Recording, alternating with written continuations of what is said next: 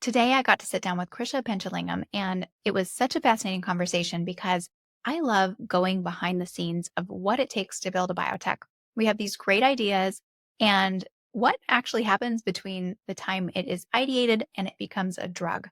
A lot of stuff, and a lot of business stuff, and a lot of operation stuff. Krisha is the director of lab and scientific operations at Portal Innovations, which just opened a Boston site last year. And she basically helps baby companies get everything they need to be set up to do the research they need to do to get to the next stage. So Portal has a really interesting incubator system, and she and her team get the lab set up there, get them hooked up with vendors, handle shipping, handle all the logistics. They're basically turnkey so that science gets done and it gets done efficiently. And that is a key when you are a baby company. And it will give you an inside look behind the strategy that goes into lab operations and getting things done. Enjoy. I've been really excited to speak with you because, like myself, I feel like most people don't grow up wanting to be the job that we are. So I'm a recruiter. Most people don't think I want to be a recruiter when I grow up. And I'm sure that managing all the lab operations at a huge VC was not on your list when you were 7. What did you want to do when you were 7? What do you do now? And how'd you get there? Of course, when I was 7, I didn't think that I would end up in this path because at the time I didn't know this existed. But that being said, when I was 7 years old, when I think back, I was this curious and adventurous child running around behind my grandma and our 2 dogs when I was growing up, and I was a bit of a handful for my mom. I was also following my dad because he was in civil servant public service, so I followed him around because I was very much so interested in it. So my childhood is when you think about it is slightly different because I grew up in a war zone, but what was drilled into us when we were growing up is education is very important, regardless of what you do. At that age, I didn't have a clear vision, but when I look back, I have gotten out of the war zone alive, and I went on to do my studies in science field because it's something that came to me naturally at that time, but it was not something in a lab operations I didn't know it existed. And of course, like anyone else, I was like, okay, let me go on to the bench side to see where I want to go. And so originally when I started, of course started as a research tech, where I was exposed to, okay, how do you take care of the lab side of it? And also I was very much into troubleshooting, fixing things. If something was not working, I would just take the initiative to have things looked into or call tech services. I was started at MIT and I moved on to nonprofit and moved on to biotech, along the way, of course, like anyone else who may have been in my field or even the scientists got laid off. And then you start to think at some point in time, okay, I have been in benchside, I have gone through schooling. What else would I like to do? And that's where me thinking about, I don't want to go back to school. And I pivoted into lab operations in the sense because I was like, okay, from the bench side of it, I know what the scientists may look for. And problem solving, troubleshooting, organizing, that something comes to me naturally. And I pivoted in the sense I had to convince the first person who gave me that opportunity to 100% fully transition into lab operation. It's because when I called to ask my references, everyone had given saying she's scientist at heart. But I was grateful for that opportunity, and I haven't looked back. Now here I'm at Portal Innovations as Director of Lab and Scientific Operations, and I'm actually having a blast because we support early stage companies. I'm hoping in some way possible that I can offer my help and support to all of our member companies. I don't know a lot about Portal Ventures, but I imagine it has sort of an ecosystem that supports baby companies. So tell me a little bit about that. Yes, Portal Innovations headquarters is in Chicago. It's about 3 years old. In Chicago, they have 2 sites, and the Boston site opened up last year. Portal Innovations, a VC firm, and the whole concept born from the idea want to support the entrepreneurs. And what we strongly believe is giving the ecosystem that they need. So early stages, they don't have to worry about the space or the lab equipment or the technologies, how to procure something. We do like vendor relations. So we provide that on the lab side, as well as, there's a whole lot of support that goes into the office side as well. In addition to that, we also help startup companies on the venture side to make connections. My role in the lab operation side of it, we take care of when a member company comes in, we usually interact with them very early stages before they come in, talk to them to see, okay, what's your workflow looks like? What technologies you're bringing in? What type of lab support do you need? What type of lab equipment that you need, so we can make sure when they come in, everything is ready to go. And also, if they need anything special, we have relations with vendors, we make connections with the vendors. So those type of support that we provide on the lab side. And I imagine some of these companies don't even know what they need at some points. Yes, it is. When we are talking to them, if we are very early on, you can start to get from an idea, okay, this is where they are starting, this is where they are going. You think about it and say, okay, what can I pull from my old experience to say, all right, this is something they may need. And you start to think about it, and as far as bringing in that technology or new equipment or partnership, something like that on the lab operation side. And also, yeah, it is true on the operations side, they don't think about the facilities or the maintenance that goes into it, so that every time they come in, every day the lab is ready to go. Yeah, it very much so true. Eventually, it's a partnership that we form with them, with the scientists every day in the lab. We are with them. And eventually they get to know us, we get to know them. And from there, we help them out, and then we let them fly, whatever they want to do with it. I love that. Yeah, we've spoken with a few people who are those behind the scenes doers that nobody thinks about when they start a biotech. Yeah. You've got a scientist, they have this great idea and they think, okay, I'll turn this into a company. There's a lot that goes into that. And those of us who have worked in labs know how important just keeping everything running is. The vendor management piece is just huge. So that's a hugely valuable service that you provide. So how long do they get to stay with you? When do you kick them out of the nest, so to speak? So our model is we don't put a term limit on it. As long as they need the space, they want to be with us, we offer that. So there isn't a time limit or a term limit that we put in. At some point, yes, we would like them to grow and expand, and we want to see what they have accomplished. But right now, there isn't a term limit on that. That makes sense. Yeah. I imagine the term limit would be kind of space dependent, right? If they grow to a certain size, Oh, of course. Yeah. Yes. Yeah, if they have grown so fast and they got into 100, I'm just using that as an example. Then obviously, if they want to stay with us, if there's a possibility we can help them, even being in the same building, we will look into it definitely.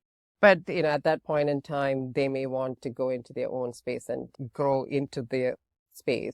But yeah, the growth will definitely dictate, but we help them out as far as they want us to help them out. What does your team look like? Originally, it started as team of one. Right now, I have a lab associate who has joined me. So we are in the process of a team of two at this point. On the Boston side of it, we also have an operations side on the office. So even though it may look like just two people, we all work together as a team. So when one person has something to do, we pull the weight. But in Chicago, they have a larger team. Right now for Boston, it's only just coming out to be 1 year old. So the team is small at this point in time, but eventually we are hoping to grow. Yeah. Are you based in Boston or Chicago? I am in Boston. You're in Boston. Okay. Yes. Yeah. It's an interesting ecosystem out in Chicago. I keep hearing more and more about it. I think that more things are going on there, which is great to see.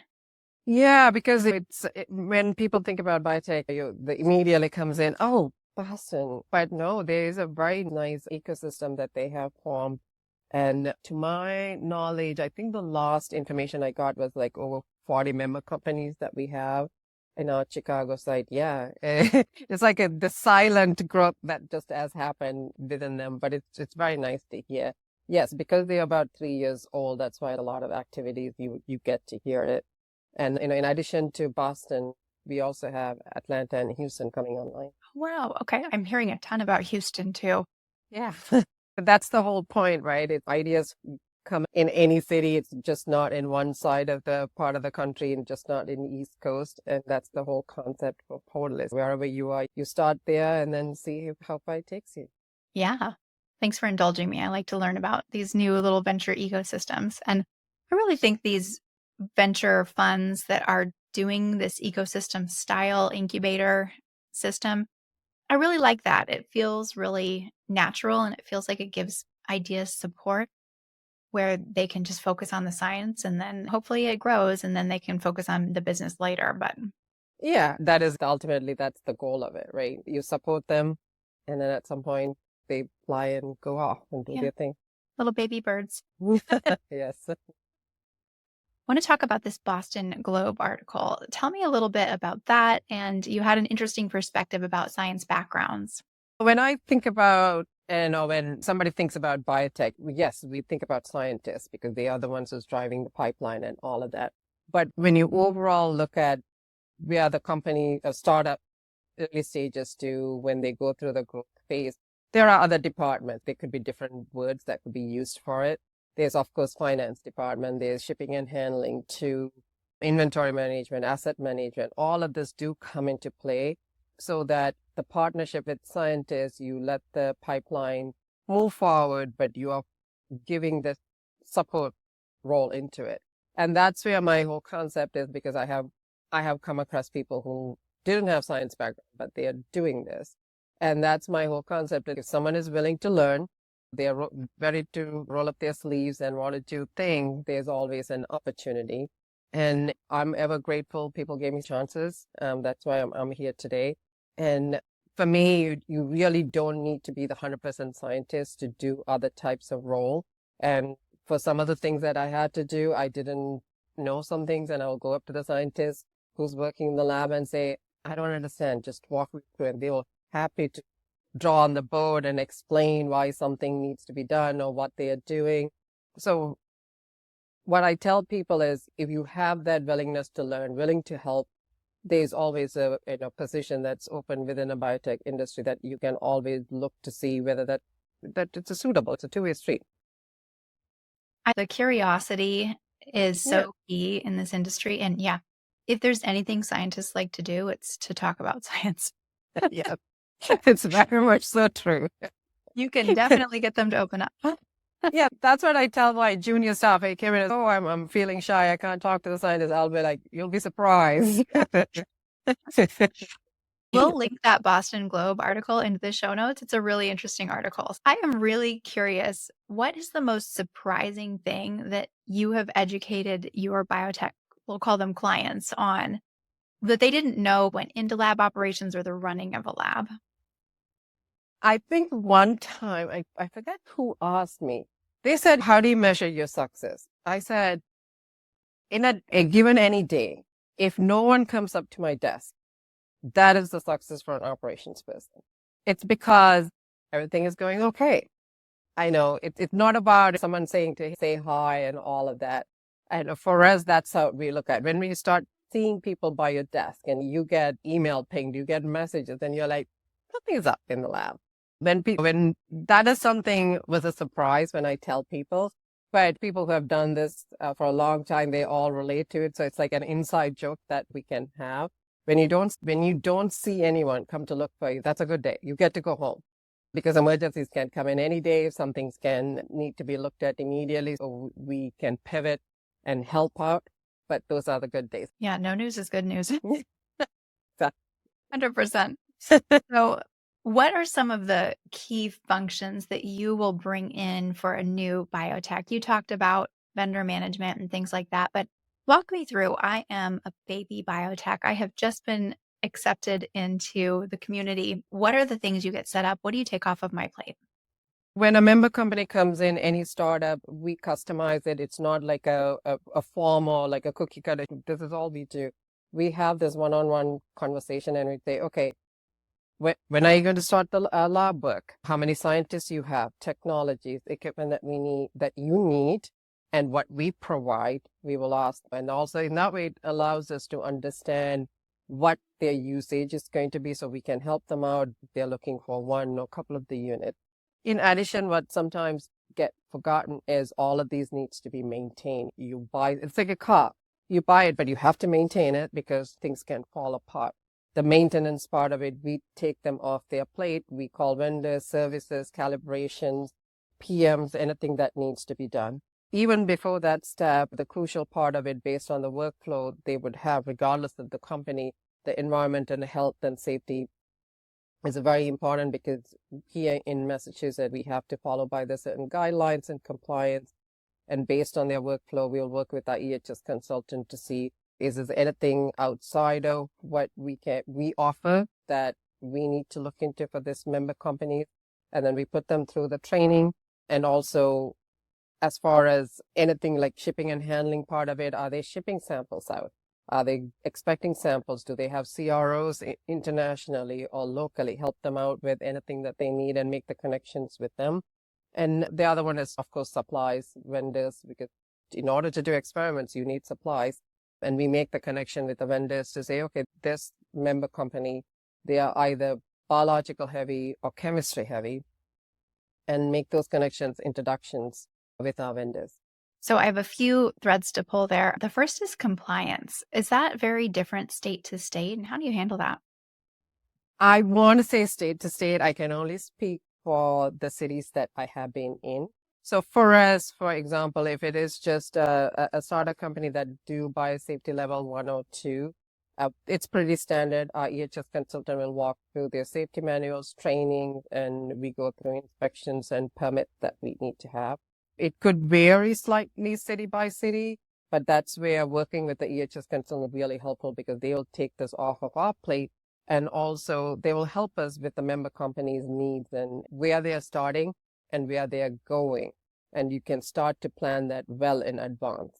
So another thread I wanted to pull on what you said earlier was the shipping piece. I remember a baby biotech that we worked with years ago was absolutely shocked by the logistics, the difficulty in working with samples that were coming to and from China. So Yeah. tell me a little bit about that. That's something that I think blindsides some entrepreneurs. Yes, it is very much because I tell the companies that I have been in, when we had international shipments, I tell the scientists, plan ahead, give me time, because it's an education process that you have to go through. In the sense, it's not walking up to a FedEx and handing over a package or having FedEx come and pick it up. There's lots of paperwork that goes into it depending on what you're shipping. And also how you're declaring it. And if it's a research material, it has a different level of declaration that you have to do. If it's an international, your customs agent can help all of that. The paperwork takes time. You have to get approval. Let's say, for example, a scientist wants to ship something next Monday. I tell them if it's an international shipment, give it time so that the paperwork, everything goes on time. Everything goes smoothly because once that leaves the plane and nothing is set, it's not going to land, because it'll not get cleared. Educating people about planning the time, and you give a very good description about what you have in that package do matter. But yes, it is very much so true in the sense we all went through COVID, all of that issues with the shipping and handling in. But right now, there are lots of vendors that out there that they do take this off the plate. You work with them and they'll help out all the way through, starting from the paperwork. They'll say, okay, if it's this country, this is what you have to do. If it is domestic, this is what you have to do. And yeah, you can also loop in your EHS. The other thing I want to touch on is the use of consultants, especially at this really early stage. So what I'm hearing from you is a lot of things are through Portal, which is great, but then you have an EHS consultant. I assume that's external. You have shipping consultants. How are companies leveraging all of these external consultants so that they're not trying to hire all this expertise in-house? Yeah, I think it varied from company to company. Like I have been in early stage startups when I worked for a single biotech company. We either had FT or there was a mix of it. I would say it's on a need basis. Just speaking on the EHS side, I think mostly I have worked EHS consultant. Shipping and handling was a big thing because you have consultant on it. But other than for the inside workflow, it varies on the need as far as having consultant, because sometimes you may need someone for short term. Sometimes it could be a long term. Someone comes in as a consultant, but then there's a need and they get hired. So there's a whole lot of variety. I feel like you are now sitting in more of a strategic role. Yes, you're doing the executing as well, but you're really the partner that gets to help these companies understand the strategy, what they need, what they don't need. So how is that compared to, I know previously you did work for in-house for a company. How's that different? Yeah, because when you're working in-house at one company, you have your scientists to deal with and also the other departments you're working with. Here at Portal Innovations, when you're doing lab operations, it's more than one company. Whether it's 2, 5, 10, 40, it's like everyone has a different need.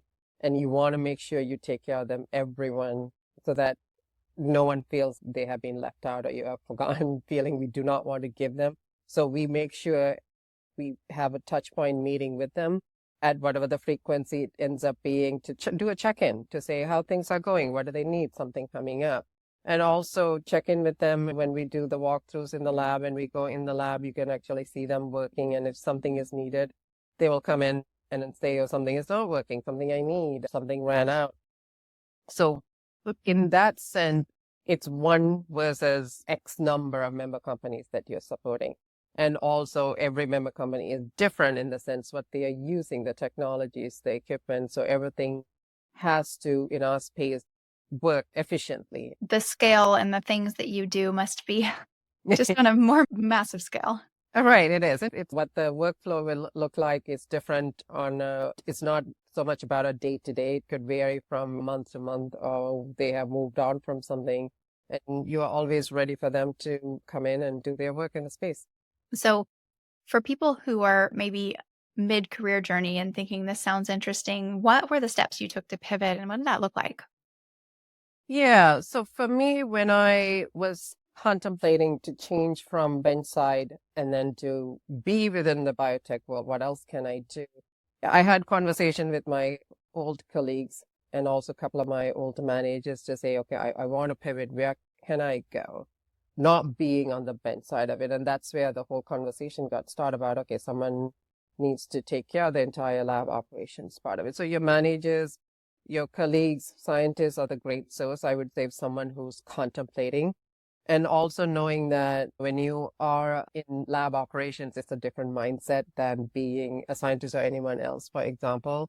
Because I have had a few conversations with people who have been scientists are thinking about overall operations. You have to take the leap of faith, I would say, to say, I'm going to give it a try. And if it doesn't work, there's a fallback mechanism. So it's not for everybody, but at some point you say, okay, these are the skills that I can offer.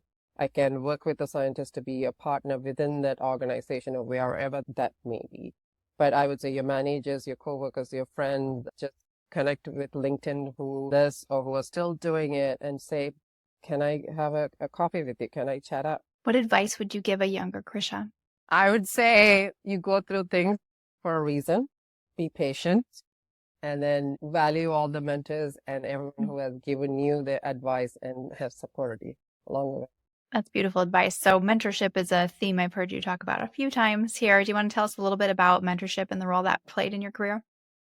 Yeah. So when I was a scientist, I should speak for myself. When you're a scientist, you have the support in the sense you have your managers because it's defined. When I moved into lab operations, I found myself that there wasn't a support network. There wasn't a support structure because to be very much so transparent, you are doing your job, you're growing, but there was this part of it, people didn't know how to nurture your growth, how you can contribute in other ways. So in that sense, it is one of those things that I had to carve my own path and say, oh, this looks interesting. Let me try this. It's a trial and error at sometimes. And having a frank, open conversation with, if you have an HR, and also connecting with them to say, is there a mentor? And that's how I ended up having 2 mentors that I'm ever so grateful, even though they were really not lab operation, but they let me talk it out sometimes, and they know someone who has done this. So it could be like any form it comes in, there isn't a clear cut. It could be someone who's just looking to change a position and saying, okay, is this a good for me? So the mentors for the lab operations side, it comes in different shapes and forms. It is not straightforward, but I would say reach out to anyone, start somewhere. And that's where you'll be surprised where it leads you. What do you want to achieve in the next 10 or so years? I love what I do now, and I'm hoping I am still continuing down this path and helping, biotech companies develop the therapies or the treatments or medical devices or whatever. So far, I am loving it, and I'm hoping I am in this path, and I'm part of Coral Innovations. I am really hoping. What's the process like to become a member company? Is it pitching just like most VCs? There's two components to it. Yes, one arm of it is venture, the other arm of it is the incubator side of it. So the lab operations falls under the incubator arm side of it. On the venture side, yes, we have a whole process. If we connect people with the BD, like depending on our network events, people come in. If someone just happened to talk to me, I'll connect them with our BD person. And then from there, the connection will be made to the venture team and the pitch happens. And that's where the conversation about the seed funding and the funding starts. And if they're just looking for lab space, they will, of course, they'll start with the BD and then they'll come to lab operations side of it. And then we will have the conversation like what space that you need. So it's not, it's all or nothing. There's all kinds of mix of varieties that we do offer. They can have just space, but no funding. They can have funding and space within Portal, one of the ecosystems. Okay, that's really interesting. I'd like to link that in our show notes in case small companies are looking for either funding or space or both. Where are you located in the Boston space area particularly? Yeah, the easiest location landmark I tell people is the old Boston Globe building. So we are in South Boston, I believe, to very well define it. We are in the Dorchester area, so in front of Boston College and UMass. Yeah, perfect. The building has gone through a lot of renovation. It's really nice. That's great. There's not as much in South Boston, and there's actually a need for that. So that's great. Yeah, that's the thought process when Portal Innovation was looking for the site. That's the story that I heard, was like thinking, where else can it be as opposed to just clustered in the one area? So it was nice. Yeah. Yeah, I think that's really wise. I'd like to see the T system be a little bit more robust too. Oh, yes. Tell me about it. That's my one gripe about, like, I have clients in the seaport. I love the seaport. So hard to get to the seaport. I'm like, yes. We love to get reading recommendations, book recommendations from our guests because we talk to really smart people. So what book recommendation do you have for people today? The last one that I remember was I read Walk in the Woods because it's one of those light readings in a roundabout way. It's one of those things. It's like where I started and where I am now. I have taken different paths and roundabout ways and struggles and ups and downs. It's somewhat of a relationship that I can form with that book, even though it made me laugh so much. That I would recommend that to anyone who's looking for some light reading. I love that. Thank you. We'll put that on the list. And for people who want to learn more about you and connect with you, can they reach out on LinkedIn? Does that work?